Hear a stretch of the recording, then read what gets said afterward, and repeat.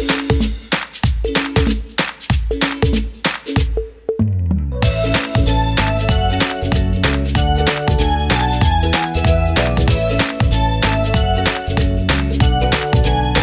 Morning everyone. आज मैं आपको आपकी बुक हिंदी रीडर का चैप्टर नंबर 6 बाढ़ से सुरक्षा पढ़ाऊंगी। ये चैप्टर के लेखक हैं, इस चैप्टर को लिखा है नरेंद्र कोहली जी ने। इनका जन्म 6 जनवरी 1940 ईस्वी को सियालकोट पंजाब में हुआ था। ये राष्ट्रीय साहित्यकार हैं जिन्होंने अपनी रचनाओं के माध्यम से भारतीय जीवन शैली एवं दर्शन का परिचय करवाया है। इन्होंने साहित्य की सभी प्रमुख विधाओं, नाटक, उपन्यास आदि सभी में रचनाएं की हैं। आधुनिक समाज की समस्याओं एवं उनके समाधान को समाज के समक्ष प्रस्तुत करना कोहली की अन्यतम विशेषता है। जनवरी 2017 में उन्हें पद्मश्री से सम्मानित किया गया। अब हम देखते हैं कि हमारा चैप्टर किस बेस पर है, चैप्टर में क्या क्या रखा है। चैप्टर का जो मोरल है या हमें इससे क्या सीख मिलती है, इस चैप्टर के बारे में हम पढ़ते हैं। हमारा देश अपनी सभ्यता और संस्कृति के लिए विश्व में पूजा जाता है। हमारी जो संस्कृति है, सभ्यता है हमारे देश की, इसके लिए पूरे दुनिया में इसकी पूजा होती है। किंतु वर्तमान समय में यह भ्रष्टाचार के गर्त में धंसता नज़र आ रहा है, जिससे इसे उबार पाना अब मुश्किल है। जो भ्रष्टाचार में डूबता जा रहा है हमारा देश, अब इसे उबारना बहुत मुश्किल है। भ्रष्टाचार की जड़ें यहाँ पर इतनी गहरी हो चुकी हैं कि शायद ही कोई ऐसा क्षेत्र बच रहा हो जो इससे अछूता हो, जो इससे छुआ ना हो। मतलब कोई भी ऐसी जगह नहीं है, कोई भी ऐसा क्षेत्र नहीं है जहाँ पर भ्रष्टाचार ना हो रहा हो आज भारत में।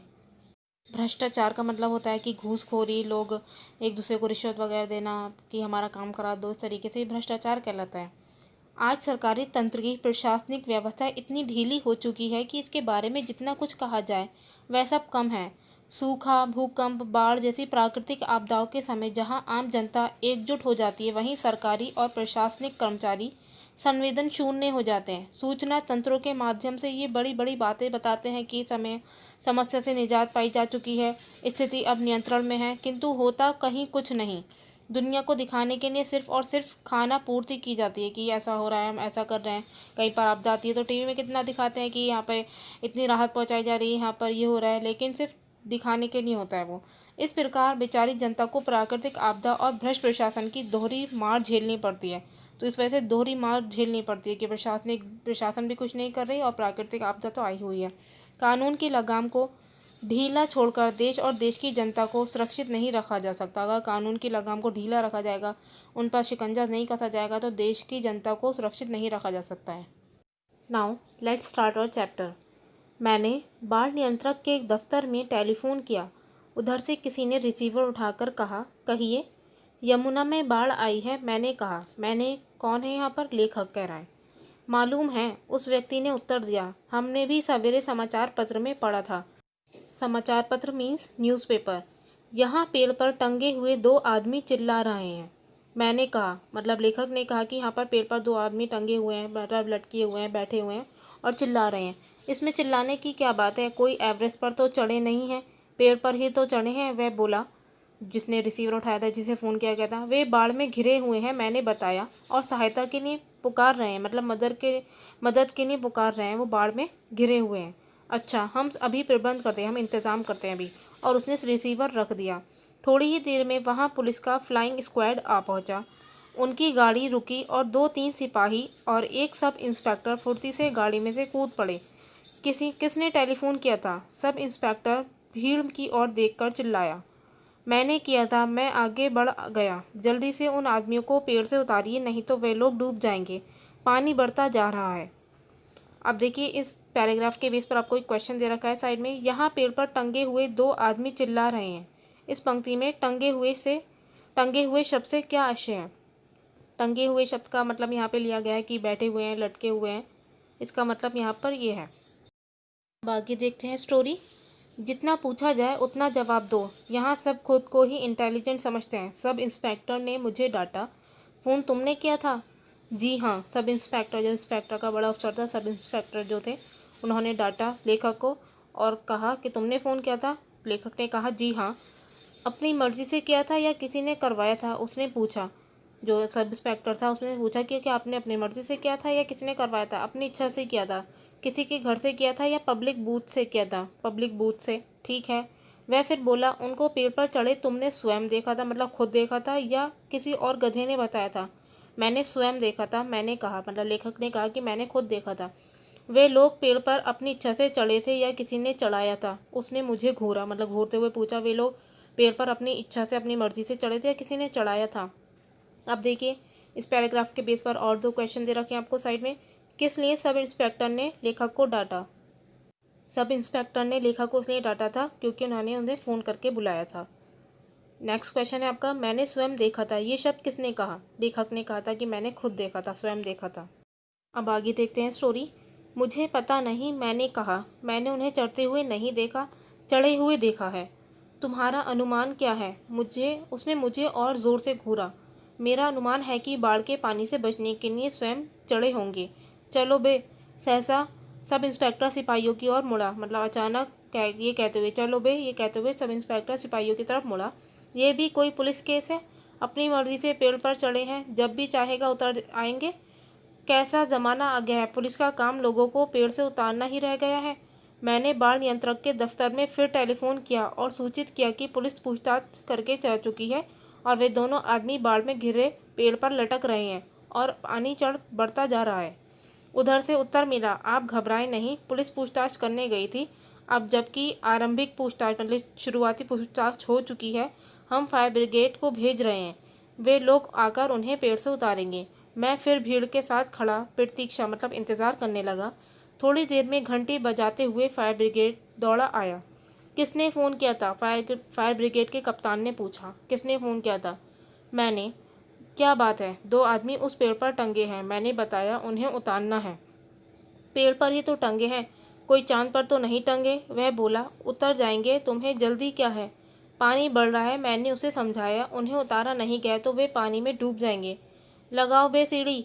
उसने अपने साथियों की ओर देखकर आज्ञा दी और फिर बड़बड़ाया, पता नहीं हिंदुस्तानी ऐसी जगहों पर क्यों चढ़ जाते हैं जहाँ से उतर नहीं सकते। उधर वे रूस अमेरिका वाले चांद से भी स्वयं ही उतर आते हैं, मतलब कि जो रूस अमेरिका वाले हैं वो चांद से खुद उतर आते हैं, ये पेड़ से खुद नहीं उतर सकते। वहाँ तक सीढ़ी नहीं पहुँच सकती। वह फिर बड़बड़ाया, अच्छा रस्सी फेंको। आधा मील लंबी रस्सी हमारे पास नहीं है, उसके एक साथी ने बताया। छोटी है या बड़ी है? उसने पूछा। छोटी है, उत्तर मिला।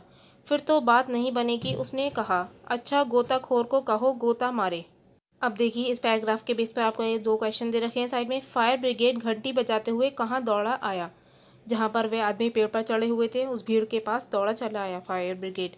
एक और क्वेश्चन है, फायर ब्रिगेड के कप्तान ने किससे सीढ़ी लगाने को कहा? अपने साथियों से कहा सीढ़ी लगाने के लिए। स्टोरी आगे देखते हैं। गोताखोर अपने कील कांटे से लैस आकर पास खड़ा हो गया। कहाँ गोता मारूं साहब? पेड़ के पास, उसने कहा। वे लोग अभी डूबे नहीं हैं, मैंने उसे बताया, पेड़ पर चढ़े बैठे हैं। ये गोताखोर का काम नहीं है, ये गोताखोर जो होते हैं उनका काम नहीं है। अब देखिए, इस बेस पर आपको एक क्वेश्चन दे रखा है साइड में। गोताखोर क्या काम करते हैं? गोताखोर डूबे हुए या डूबते लोगों को बचाते हैं, उन्हें निकालते हैं। अब आगे देखते हैं। देखो, वह नाराज़ हो गया, तुम हमारी हर बात में टांग मत अड़ाओ। हमारे पास तीन ही चीज़ें हैं, सीढ़ी, रस्सी और गोताखोर। यदि उन दोनों को पेड़ से उतारना है तो या तो पेड़ तक सड़क बनवाओ या पानी को सूखने दो। जब हमारी गाड़ी पेड़ के पास पहुंच सकेगी हम अपनी सीढ़ी से उन्हें उतार लेंगे, या फिर उनसे कहो कि वे लोग हमसे इतनी दूरी पर आ जाएं जितनी लंबी हमारे पास रस्सी है। हम अपनी रस्सी फेंक कर उन्हें बाहर खींच लेंगे, या फिर उनको कहो कि वे लोग किनारे के पास कहीं डूब जाएं।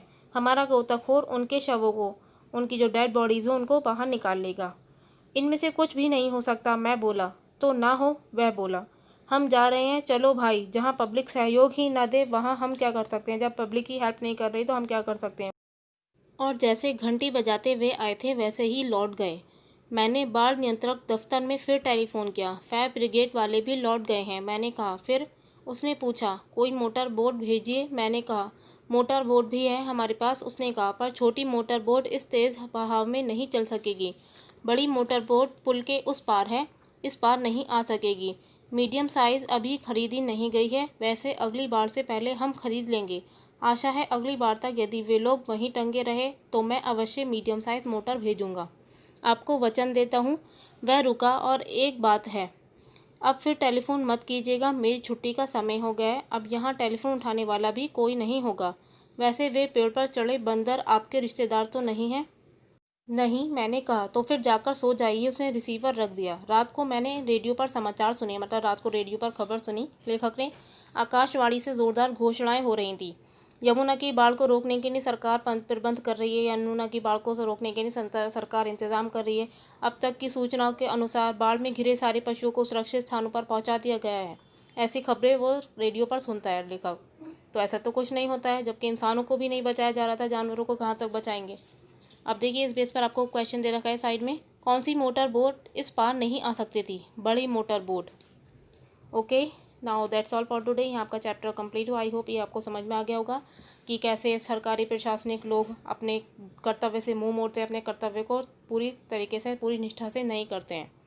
ओके, ना होमवर्क टाइम। होमवर्क में आपको चैप्टर नंबर 6 जो आपको पढ़ाया गया अभी, इसके वर्ड मीनिंग करने हैं, शब्द अर्थ करने हैं अपनी फेयर कॉपी पर। और पेज नंबर 47 एंड 48 की एक्सरसाइजेस, अनुच्छेद पर आधारित प्रश्न, पाठ विषयक प्रश्न, निम्नलिखित प्रश्नों के उत्तर दीजिए, निम्नलिखित कथनों का भाव स्पष्ट कीजिए, सही विकल्प पर सही राइट का चिन्ह लगाइए। ये सब आपको करना है होमवर्क में। इसके लिए मैं आंसर शीट की PDF सेंड कर दूँगी, इससे आप ये अपना वर्क कंप्लीट कीजिएगा। शब्द अर्थ और क्वेश्चन आंसर भावार्थ ये आपको अपनी फेयर कॉपी पर करना है।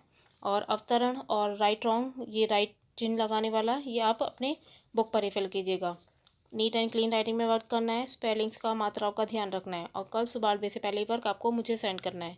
Okay, thank you and have a nice day.